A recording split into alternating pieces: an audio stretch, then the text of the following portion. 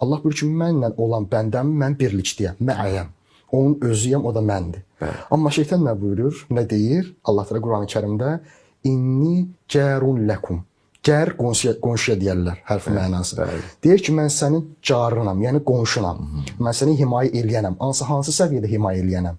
Qonşu səviyyəsində. Evin əhli olaraq səni qorumayacam mən. Evin əhli olaraq qorumayacam. Qonşu olaraq.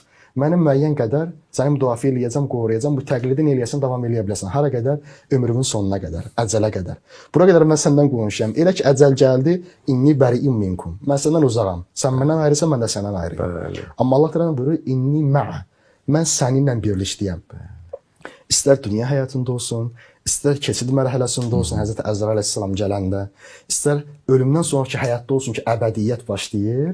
Burada öz həyatını yaşayan insan, yəni Allahla bir yerdə yaşayan insan, axirət aləmində də behişdə Allahla bir yerdə yaşayacaq.